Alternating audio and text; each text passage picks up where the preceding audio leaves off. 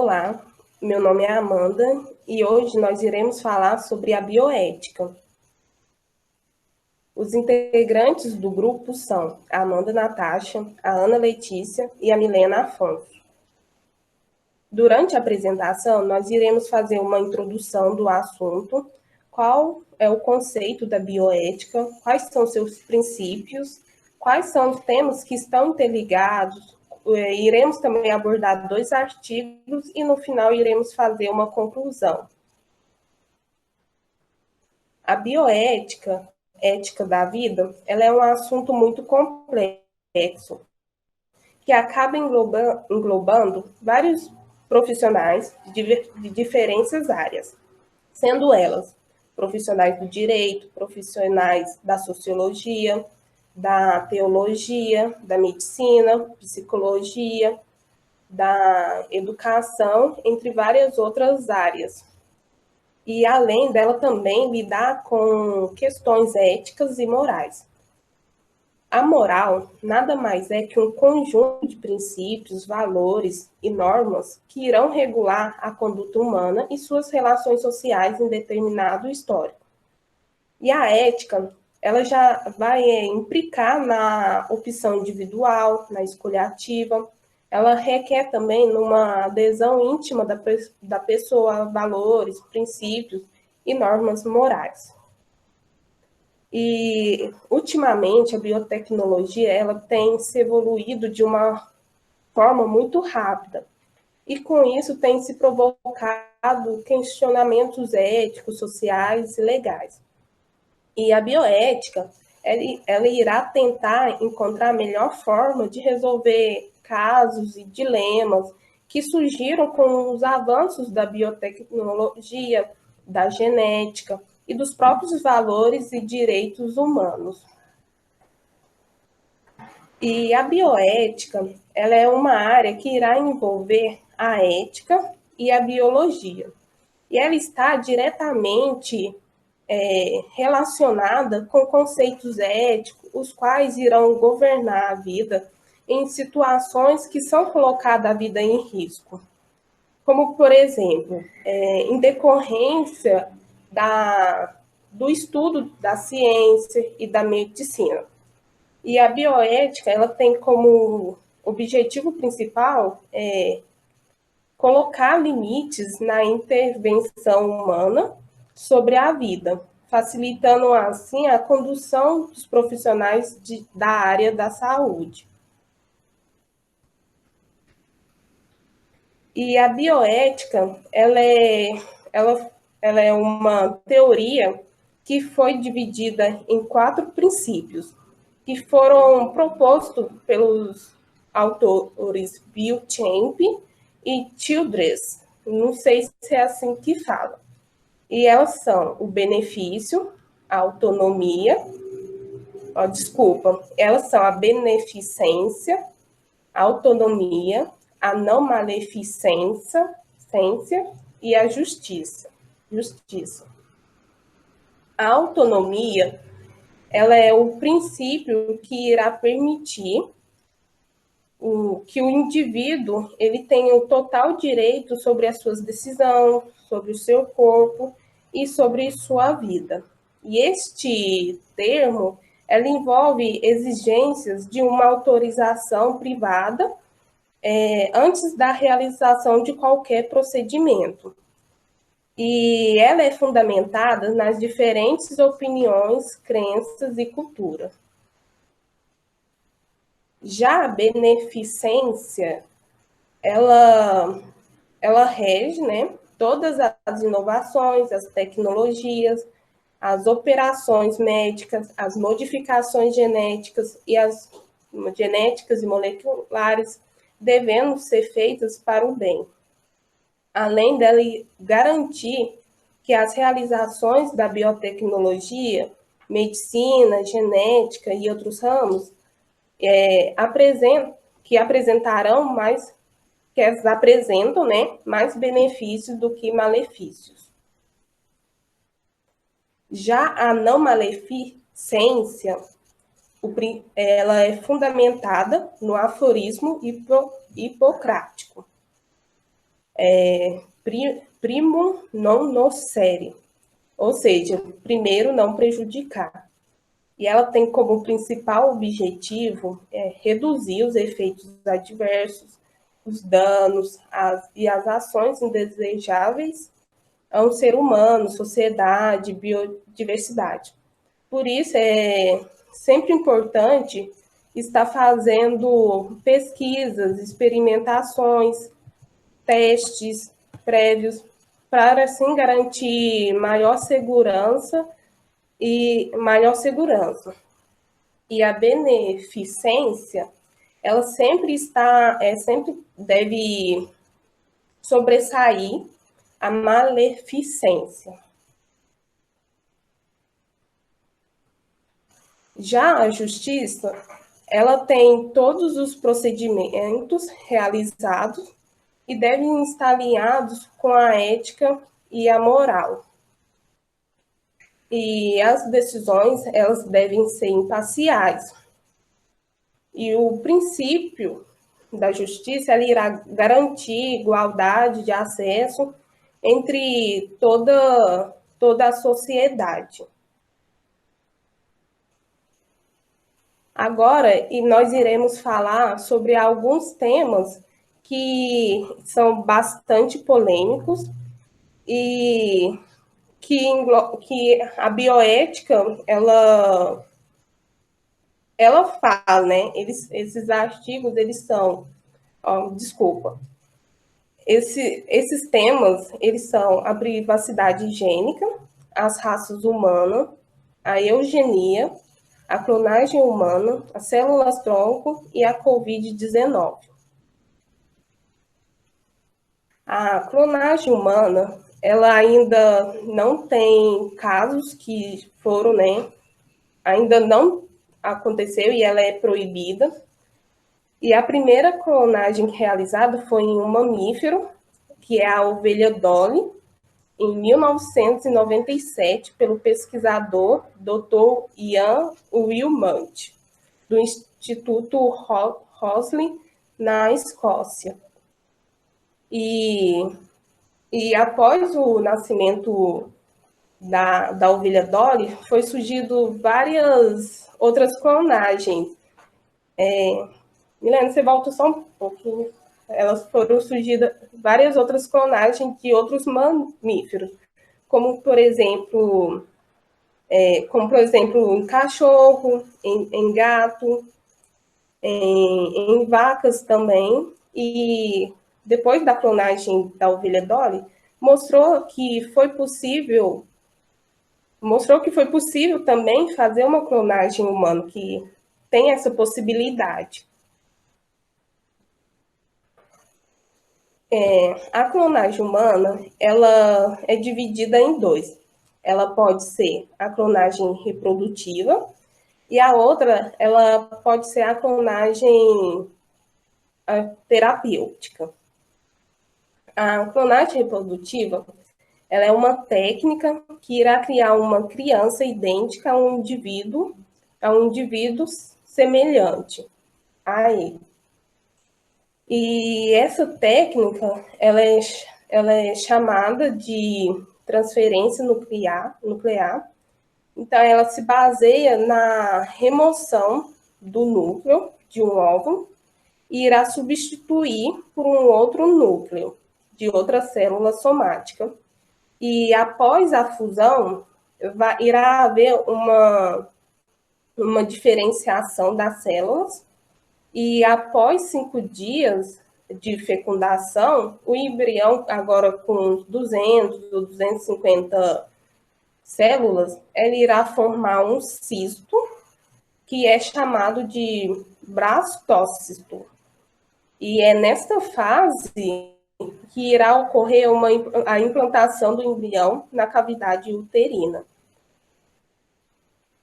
Já a clonagem terapêutica, ela é um procedimento cujos estágios iniciais eles são parecidos com a clonagem reprodutiva. Então, ela irá só diferir no fato do brastócito não ser introduzido no útero. E ela é utilizada em laboratório para a produção de células tronco, ou seja, totipotentes, a fim de produzir tecidos ou órgãos para transplante. E essa técnica, ela tem como objetivo principal produzir uma cópia saudável do tecido do órgão de uma pessoa doente para o transplante.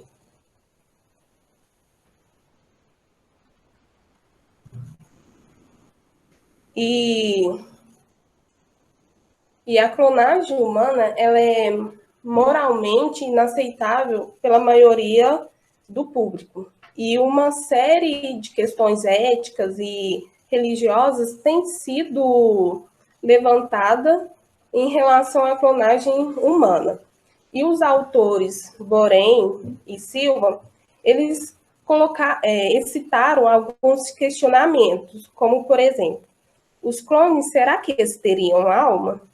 Como que os clones se relacionariam com outros tipos de família?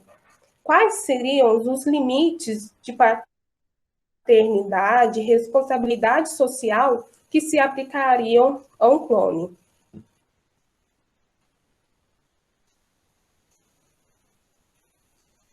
E eles também citaram que a biotecnologia ela deve ser ponderada por limites além científicos. Então, como por exemplo, aqui no Brasil, a maioria da população ela é cristã. Então, para os cristãos, o consenso é que a vida se inicia com a concepção, ou seja, a fusão do óvulo com o espermatozoide. E esses conceitos religiosos, eles normalmente são ponderados nas discussões sobre essas implicações de novas tecnologias, como a clonagem, e também sobre o uso de células-tronco.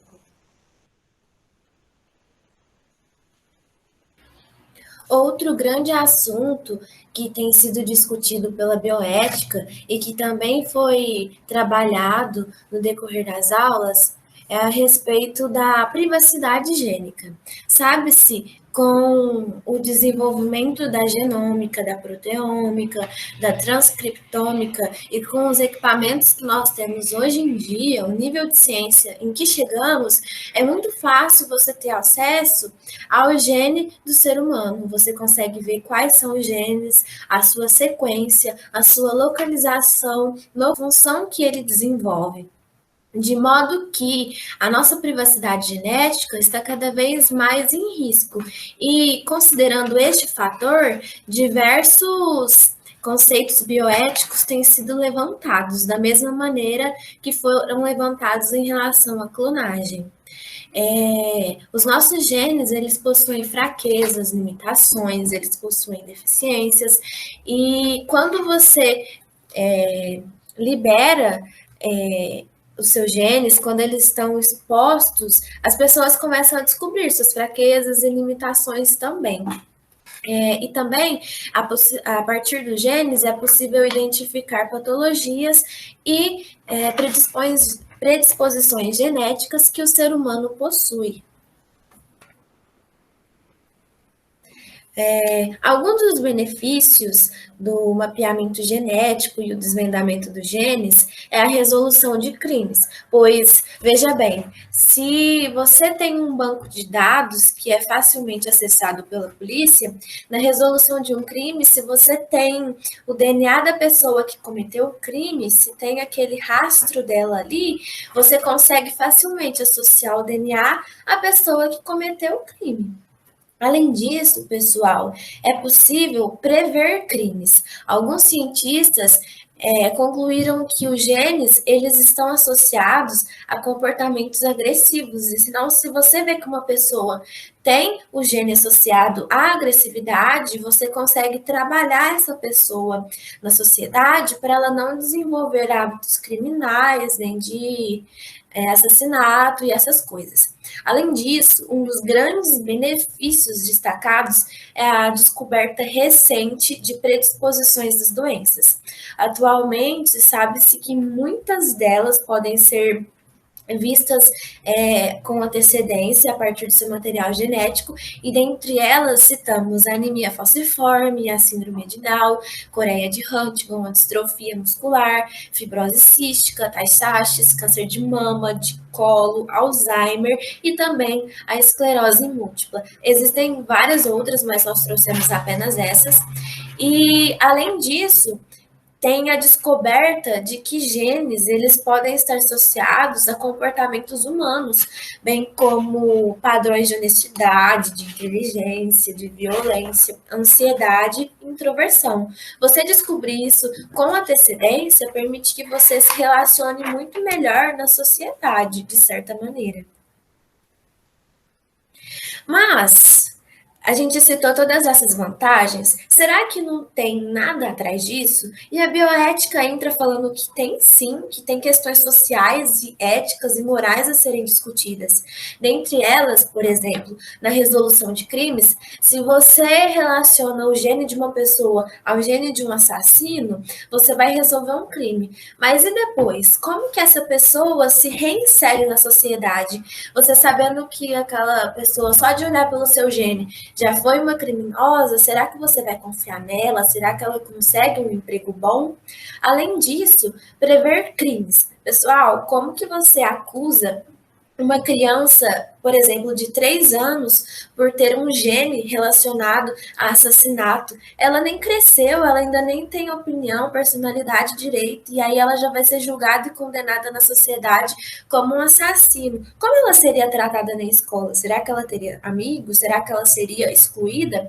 Então, não é assim, só chegar e falar, ai, ela tem o gene de um criminoso. Não pode, não tem jeito. Além disso, a descoberta de genes associados à honestidade, à inteligência. Será que essas pessoas mais inteligentes e mais honestas não seriam beneficiadas no momento de entrar numa faculdade ou de conseguir um emprego? As empresas olhariam para o seu currículo ou para o seu gene, né, para o seu DNA. Além disso, genes relacionados a violência, ansiedade, introversão, tudo isso depende muito mais do que de fatores genéticos. Há uma influência muito grande do ambiente. A gente já viu que o fenótipo ele é influenciado pelo gene e também pelo ambiente. Então, aonde você vive, a educação que você tem, influencia muito também. Não é só pegar seu gene e falar que você é uma pessoa violenta, que você é uma pessoa desonesta, não é nada disso, ou que você tem um QI muito baixo, porque se você se esforçar, você consegue se sair tão bem quanto uma pessoa que tem um QI elevado. Além disso, quanto à descoberta de predisposições a doenças, é bom, mas e o plano de saúde? Será que o preço tabelado vai ser o mesmo para aquela pessoa que tem muita predisposição a diversas doenças e aquela pessoa que não tem predisposição a doença nenhuma? O preço seria com certeza diferente. Além disso, há questionamentos quanto à qualidade de vida. Existe uma doença, por exemplo, que a pessoa, quando ela atinge de 40 a 50 anos, ela morre. Será que se ela souber, desde os 13, por exemplo, que quando chegar aos 40, ela vai falecer, ela não vai desencadear doenças como depressão, ansiedade e reduzir a sua qualidade de vida? Então, em relação à privacidade gênica, a bioética deixa aqueles questionamentos, mas também ela enfrenta outros tópicos, como o uso de células-tronco, principalmente a respeito das embrionárias. A gente trouxe uma explicação breve do que seriam células-tronco, que são células que elas são indiferenciadas, elas não possuem forma e nem função definida. elas são capazes de se dividir e se transformar em qualquer tipo de célula de acordo com o interesse humano.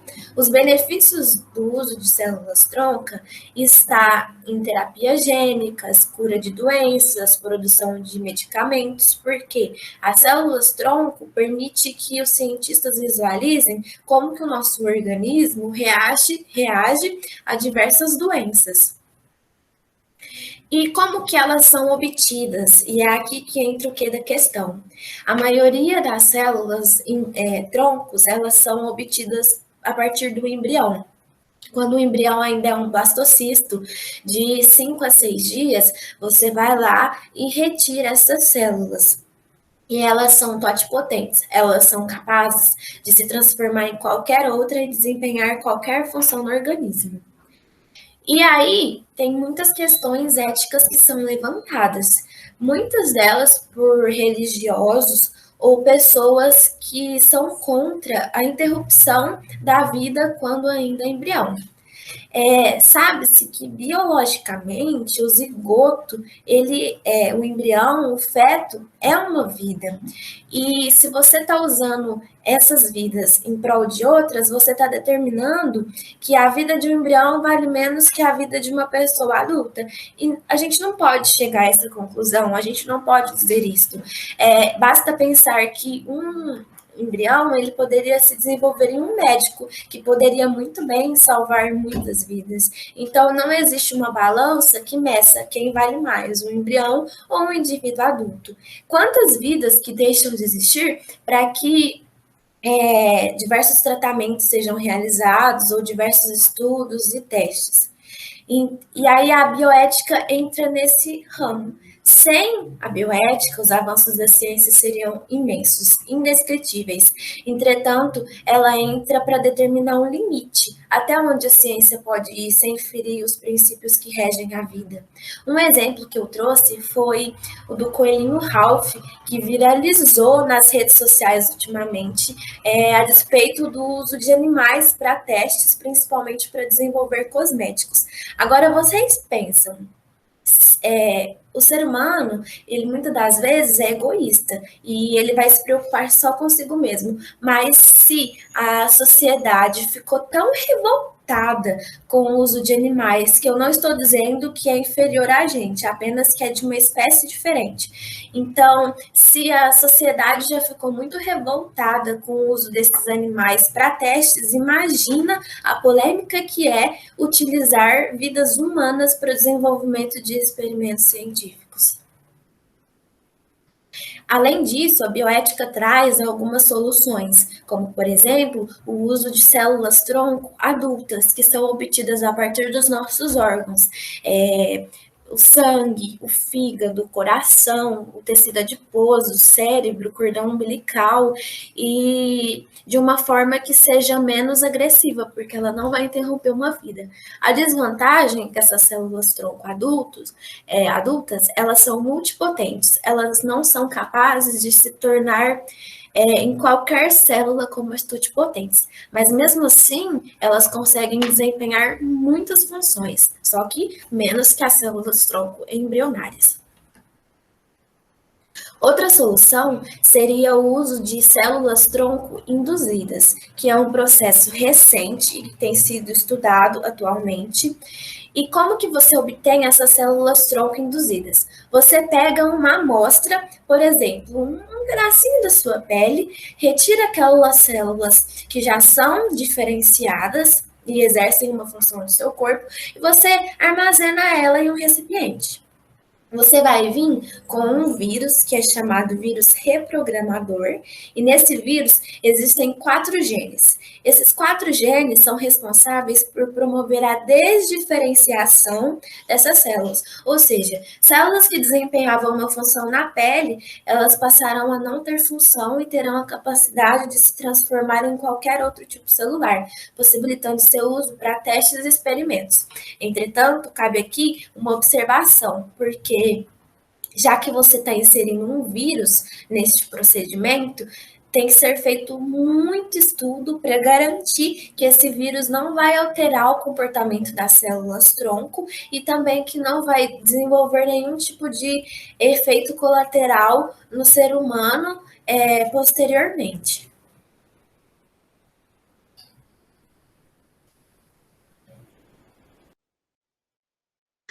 Dando continuidade aos temas relacionados à bioética, nós temos as raças humanas. Antigamente, acreditava que as raças humanas possuíam diferenças biológicas, mas com o avanço da genética molecular e também do sequenciamento do genoma, percebeu-se que não existe essa diferença biológica entre as raças. Então, no genoma não há diferença racial. E a gente pode observar que, por exemplo, é tão pouca a diferença que entre dois indivíduos, dois seres humanos, a diferença máxima em um sequenciamento de DNA é de 0,1%. Entre esse ser humano e o chimpanzé é de 1 a 2%, entre uma zebra e um cavalo é de 3 a 4%. E aí a gente vai à pergunta, por que nós, seres humanos, somos tão diferentes do chimpanzé se a diferença, a porcentagem é tão pequena? Eu li no livro que, de acordo com os chimpanzés, eles estão no seu ambiente desde sempre, eles estão na floresta africana, e nós não. Nós estamos em diferentes continentes, em diferentes ambientes, e com isso, nosso corpo tem que adaptar. E um exemplo grande desse é a nossa pele. Então, isso tudo vai influenciando nas diferenças que temos. E se sabe que a maior variabilidade genética está entre indivíduos do mesmo continente. Então, vamos supor, um asiático, ele é muito mais parecido com um africano do que com um asiático, e vice-versa. E, de acordo com esses estudiosos, eles falam que existem 3 linhas de pesquisas que eles falam sobre a inexistência de raças. A primeira é que a espécie humana ela é muito jovem para que tenha essa diferença de grupo biológico. A segunda fala que as raças elas compartilham a maioria das suas variantes genéticas. A terceira linha fala que de cerca de 5 a 10% da variação genômica humana, ela ocorre entre raças putativas.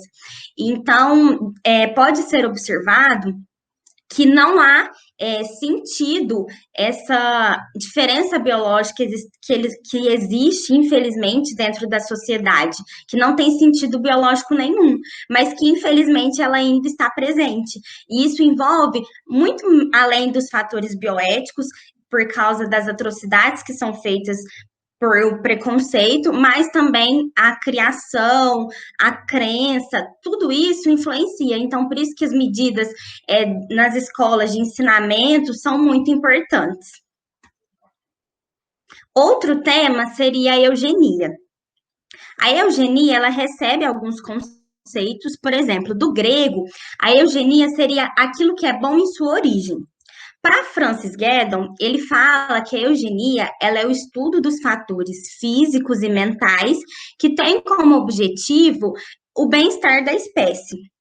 No século XX, a eugenia ela tem como objetivo, ela defende a manipulação do genoma humano por meio da seleção artificial e para que seja identificado aqueles indivíduos com características superiores. E também temos o conceito de ação gênica. A ação gênica, ela seria nada mais que por meio dos parâmetros científicos, nós iremos ter o nascimento, por exemplo, de uma criança livre de doenças, livre de qualquer tipo de doença. Então, a eugenia nada mais é do que uma seleção artificial, ou seja, um melhoramento genético humano. E se sabe que a eugenia, ela está presente na humanidade desde muitos anos atrás até os dias atuais. E a gente pode citar diversos exemplos que estão presentes ao decorrer do histórico da humanidade.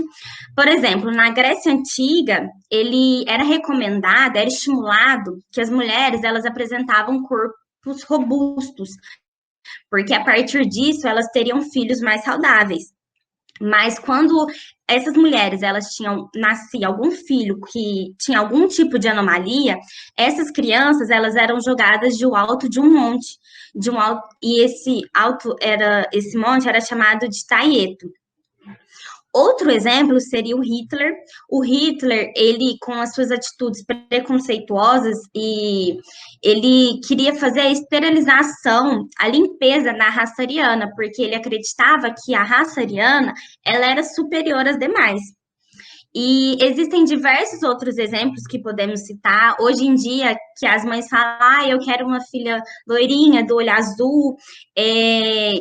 Por exemplo, a gente pode citar como exemplo também as empresas que fazem teste genético para poder contratar ou não uma pessoa. Tem outros que falam que quem possui genes menos adaptados, eles não deveriam ter filhos para não procriar a espécie menos adaptada, e também tem pessoas que falam que com a eugenia a gente conseguiria, por exemplo, por meio de testes genéticos, se uma criança ela tem um defeito muito grave, seria aconselhado um aborto em países que são liberados.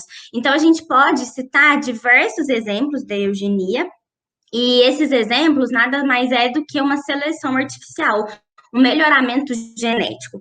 E muitos falam que esses tipos de tecnologia, eles burlam o sistema de seleção natural, porque, de acordo com a seleção natural, os genes menos adaptados, eles seriam eliminados com o decorrer das gerações.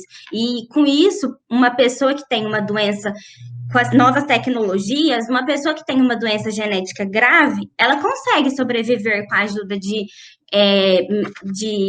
médicos e de ajuda biotecnológica. E uma criança que também não consegue nascer em um parto normal, hoje ela consegue fazer em uma cesárea, que morreria, a criança que morreria em um parto normal, hoje ela consegue sobreviver em uma cesárea. Então, muitos falam que essas tecnologias estão burlando o sistema de seleção natural. E existem dois lados da eugenia, um lado positivo e um lado negativo. O lado positivo são ações que estimulam uma boa reprodução, e o lado negativo são ações que limitam uma má reprodução. E a eugenia, como a gente pode observar, ela está diretamente relacionada com a bioética, porque diversas atitudes e exemplos, ações que foram citados anteriormente, eles atropelam todos os princípios bioéticos, e eu destaquei dois que eu achei assim que encaixou bem com os exemplos que foram dados, que é evitar que uma vida seja afetada. Então, através da bioética, uma vida não deveria ser afetada, deveria ser evitado, né? E também evitar que alguns tipos de vida eles sejam considerados inferiores a outros. E isso foi como Hitler e na Grécia Antiga, as atitudes deles eram totalmente contra esses dois pontos da bioética. Outro tema que podemos citar é o Covid-19. O que é o Covid-19? O Covid-19 nada mais é do que um vírus que teve os seus primeiros infectados no final de 2019 na China, e a gente vive um verdadeiro dilema. Abra a salvar vidas, salvar economia, abre comércio, fecha comércio, vacina qual idade, começa a vacinação. Então, a gente está vivendo até hoje um verdadeiro dilema. E como que é a relação do Covid-19 com a bioética? A relação do Covid-19 com a bioética está nas decisões tomadas tanto pela população como pelas atitudes feitas pelos profissionais da saúde dentro dos hospitais. Posso citar alguns exemplos, como decisões da população em seguir as medidas recomendadas para evitar o maior número de contaminações. Então, fazer uso de máscara, não aglomerar, não fazer festa, se estiver contaminado, não sair de casa. Esses são alguns exemplos que eles devem seguir para que seja evitado o maior número de contaminados. E pelos profissionais da saúde, eles estão vivendo umas difíceis situações devido à escassez de medicamento e à falta de profissionais da saúde e também infraestrutura dos hospitais. Então, para isso, é elencado alguns critérios para eles decidirem realmente quem sobrevive e quem vai morrer. E os eticistas têm a função no Covid-19 dentro dos hospitais de diminuir as situações difíceis que os profissionais da saúde vão se deparar ao longo da jornada em um hospital com a pandemia. E um exemplo que a gente pode citar por exemplo, se eu tenho uma unidade de terapia intensiva, eu tenho apenas um leito de unidade de terapia intensiva, UTI, e eu tenho 2 cidadãos, tanto um profissional da saúde e um jovem. O leito, ele será dado para o profissional da saúde, porque eles acreditam que ele possa melhorar, retornar para a atividade e ajudar com que outras pessoas também melhorem. E isso envolve muito mais do que a bioética, porque e se esse jovem futuramente ele fosse contribuir também para a ciência de outra forma?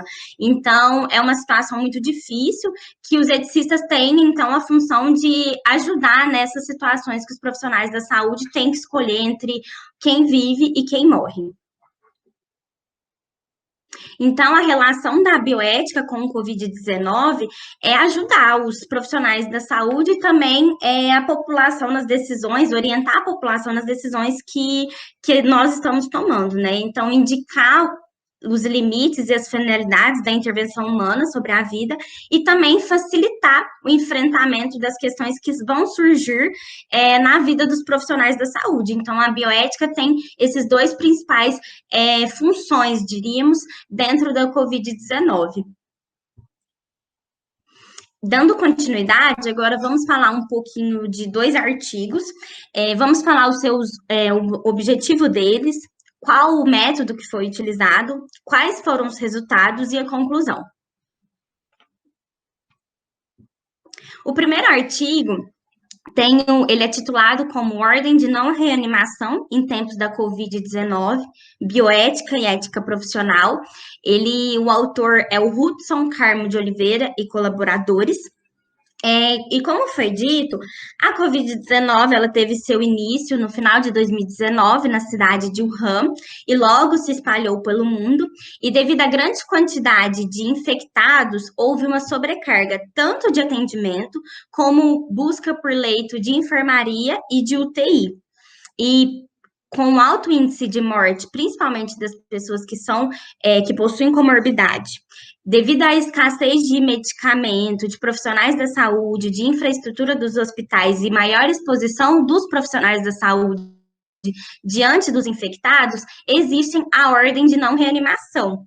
E essa ordem de não reanimação, ela está ligada com as políticas institucionais do hospital e ela tem que estar junto, em parceria com os cuidados paliativos, para que essas pessoas que não vão ter reanimação, elas tenham um cuidado paliativo até o final de vida natural, para não ferir os princípios bioéticos. E o objetivo desse trabalho, então, foi refletir sobre a ordem de não reanimação na Covid-19 no Brasil, sob o foco bioético e da ética profissional médica e de enfermagem. O método utilizado, ele é um estudo teórico, então ele tem como base, as bases do estudo são bases legais. Então é uma reflexão embasada na bioética e na ética profissional da área da saúde. E teve como resultado esse trabalho que deve-se levar em consideração alguns pontos para fazer ou não a reanimação. Então, a clínica do paciente deve ser levada em consideração, se ele possui comorbidade, qual é a idade do paciente, ele vai ter qualidade de vida após a reanimação, qual que é a chance dele sobreviver? Então, é levado em consideração diversos pontos para que não utilize medicamentos que já estão escassos, evitar também a distanásia e a maior exposição dos profissionais da saúde diante dos infectados. Lembrando que a distanásia, ela é um prolongamento da morte. Eles falam que é um tratamento considerado inútil. E então, esse trabalho, ele teve como conclusão que a Covid-19, ela mudou tanto as atitudes dos profissionais da saúde relacionada à bioética e ética dentro dos hospitais e também da população, dos seus valores, dos seus conceitos de vida realmente e também relacionados à bioética e à ética. Aqui também tem o QR Code para quem tiver interesse ler o artigo.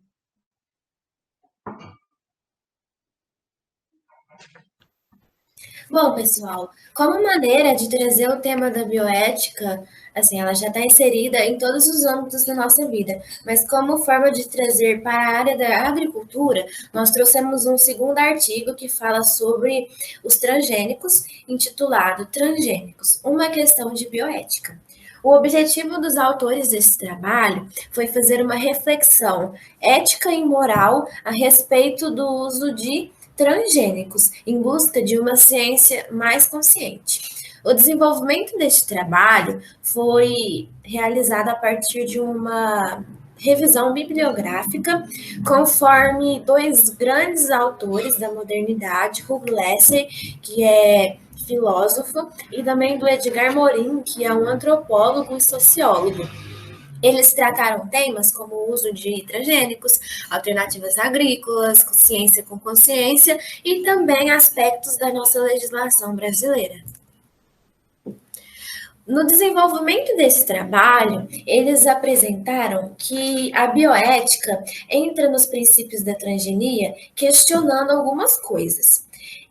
Não basta apenas liberar o transgênico, você deve fazer algumas análises antes dessa liberação.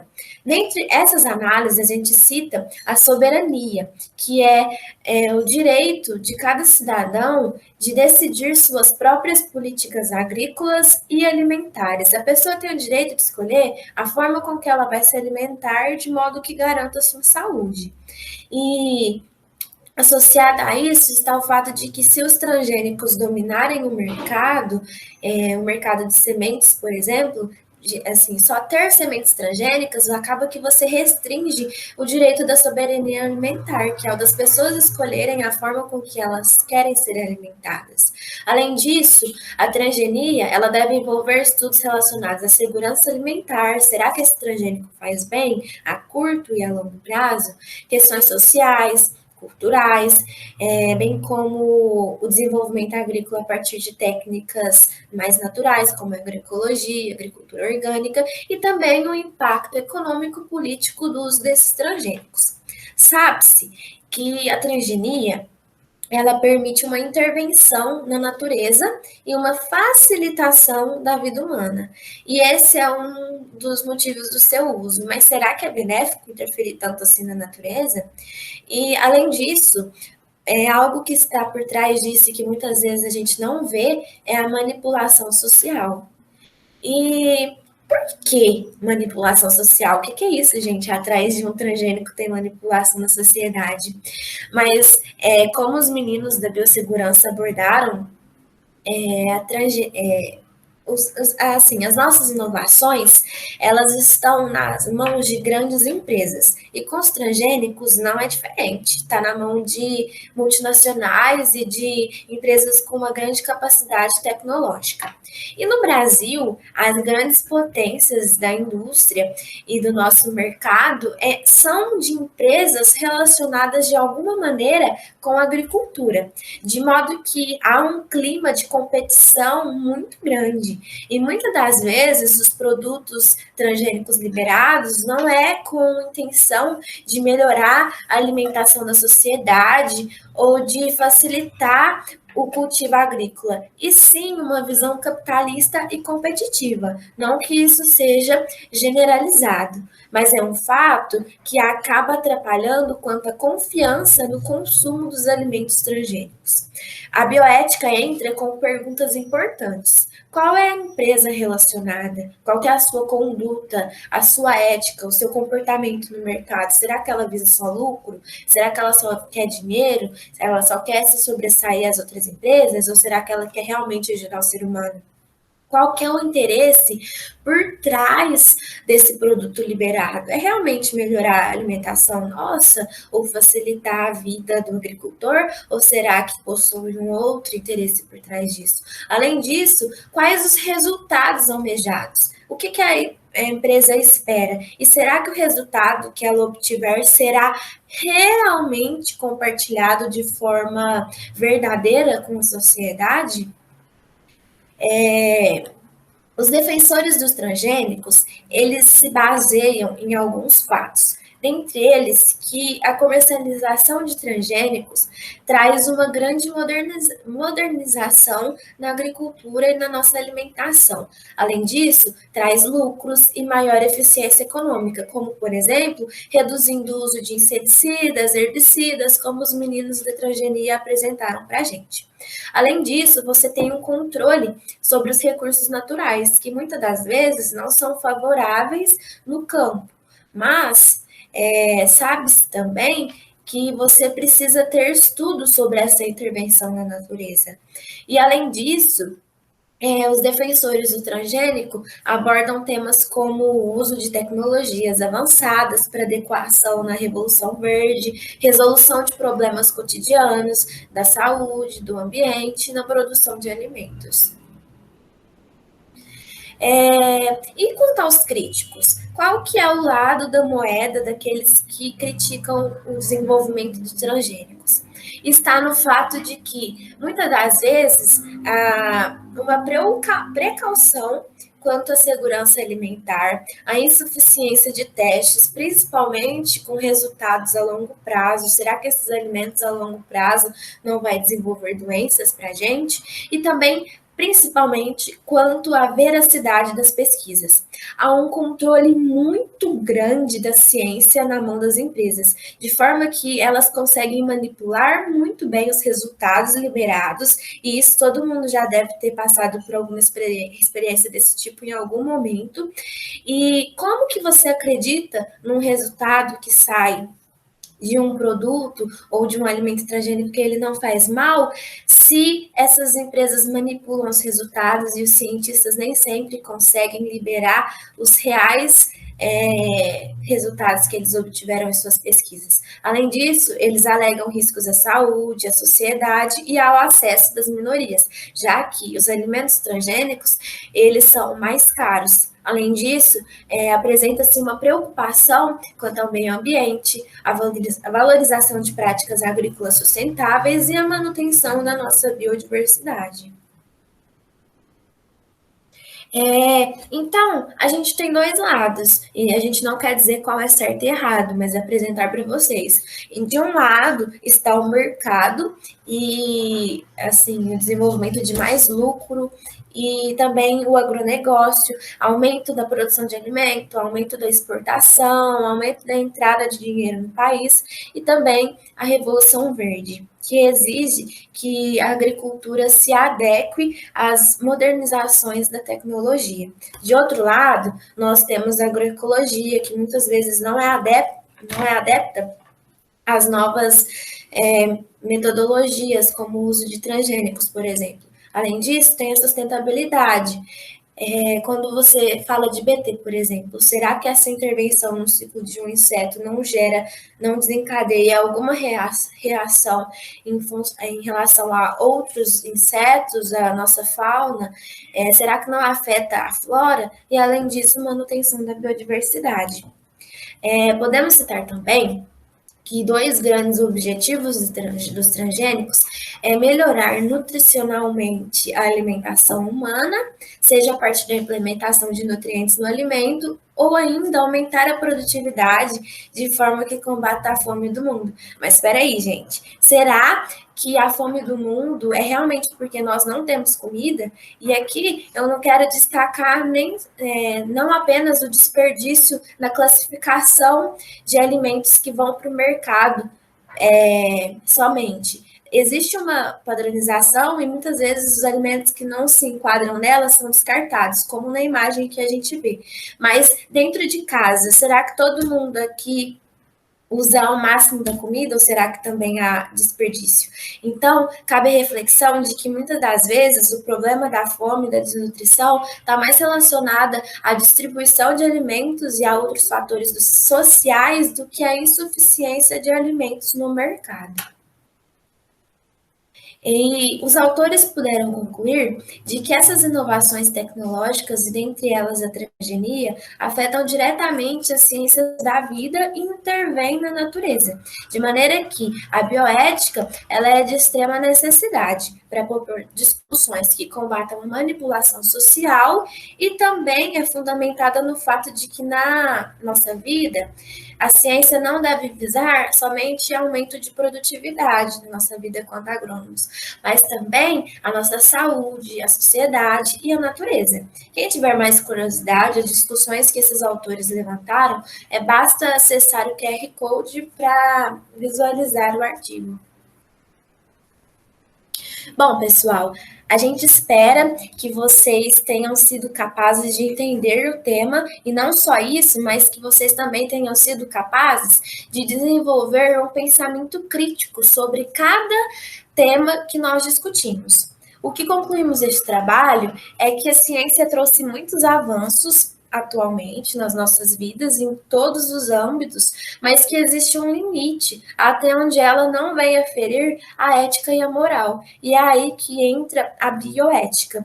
Ela é de importância indiscutível e de extrema necessidade, e além disso, ela garante que não vai haver violação dos direitos humanos, nem da ética, nem da moral, e que as pessoas consigam expressar suas crenças, culturas, além de manter a natureza preservada e o meio ambiente de forma sustentável. Aqui estão as nossas referências. A gente agradece a atenção de cada um de vocês, aqui estão os nossos contatos, e agora estamos à disposição para a dúvida de vocês. Posteriormente, iremos realizar um debate como forma de dinamizar o que foi apresentado por nós nesse trabalho e também ouvir a opinião de vocês quanto aos assuntos e dúvidas levantadas. Obrigada.